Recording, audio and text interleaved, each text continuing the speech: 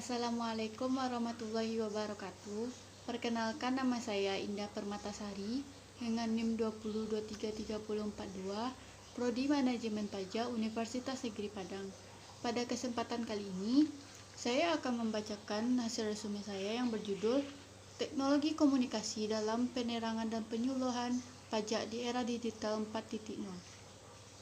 Penyuluhan dilakukan dengan penjelasan sampai penerapan yang dilakukan oleh peserta penyuluhan. Sedangkan penerangan dilakukan hanya sekedar menjelaskan.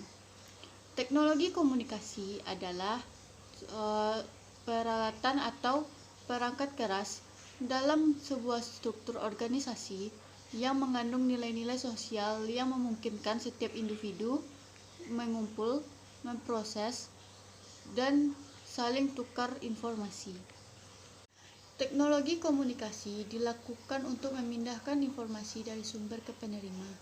Nah, ada beberapa manfaat teknologi, yaitu pertama, berkomunikasi menjadi lebih mudah, lalu memudahkan akses informasi, mempersingkat waktu dan memangkas biaya, memproses perdagangan yang dilakukan secara elektronik atau online, transaksi secara online, dan bisa transaksi lebih mudah. Lalu ada contoh teknologi komunikasi digital, yaitu seperti email, Facebook, Twitter, WhatsApp, website, dan Messenger, dan lain sebagainya. Direktorat Jenderal Pajak terus melakukan transformasi digital guna untuk meningkatkan kualitas layanan dan meningkatkan efektivitas pengawasan terhadap kepatuhan wajib pajak. Bentuk informasi tersebut berupa modernisasi teknologi informasi perpajakan. Salah satu pembaruan yang dilakukan adalah menerapkan teknologi informasi terbaru dalam pelayanan pajak. Pada tahun 2005, Direktorat Jenderal Pajak mengeluarkan sistem administrasi perpajakan yang memanfaatkan teknologi, yaitu e-sistem atau electronic system. Sistem elektronik untuk administrasi pajak diantaranya ada e-registration, e-filing, e-SPT, dan e-billing. Jenderal Pajak juga memperoleh tantangan mengenai pelayanan dan proses bisnis perpajakan yang harus menyesuaikan dengan perilaku masyarakat yang masa kini semakin memanfaatkan teknologi untuk memudahkan hidup. Masyarakat ingin semuanya serba praktis. Kepraktisan ini harus dapat diperoleh dalam proses pendaftaran, pelaporan, pembayaran, dan pengolahan dokumen-dokumen pajak.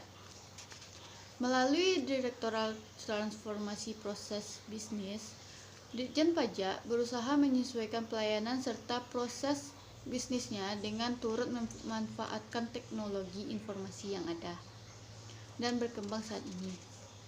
Transformasi proses bisnis difokuskan pada pelayanan, pengawasan, penegakan hukum.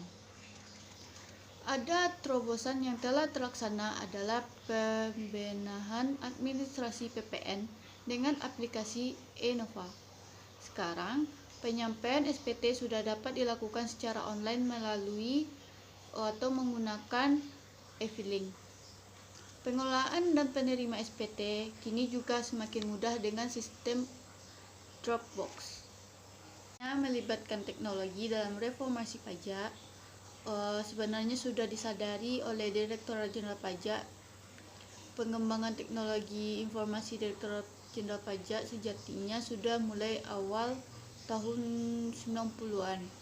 Update teknologi harus dikembangkan melalui pengembangan berbagai program aplikasi perpajakan, seperti aplikasi monitoring pelaporan dan pembayaran pajak, e-registration, pelaporan SPT atau e-filing, sistem informasi geografis atau SIG, sistem informasi Direktorat Jenderal Pajak sebagai pengganti dari SIP, dan pada tahun 2016 Direktorat Jenderal Pajak meluncurkan program pemetaan wajib pajak menggunakan teknologi informasi yang diberi nama geotaging. Salah satu bentuk reformasi perpajakan yang digalakkan adalah modernisasi administrasi pelayanan pajak melalui penggunaan teknologi informasi dan komunikasi. Hal tersebut penting dilakukan agar wajib pajak merasakan kemudahan dalam mematuhi kewajibannya untuk membayar pajak. Salah satu penyebab dari minimnya kepatuhan wajib pajak ini adalah proses administrasi yang sulit, tidak efektif, dan tidak efisien sehingga menimbulkan biaya kepatuhan yang tidak sedikit. Itulah hasil resume saya.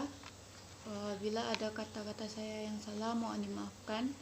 Wassalamualaikum warahmatullahi wabarakatuh.